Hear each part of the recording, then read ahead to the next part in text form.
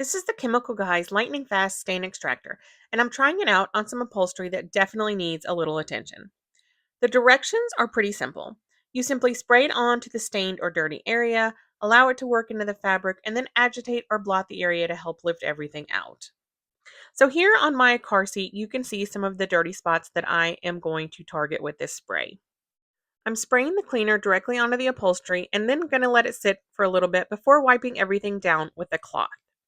You can also use a brush to agitate it if you have deeper set stains. And here's where you can really see the difference. The area I just cleaned looks noticeably better compared to this section towards the top of the screen, where you can still see those darker dirt spots in the fabric.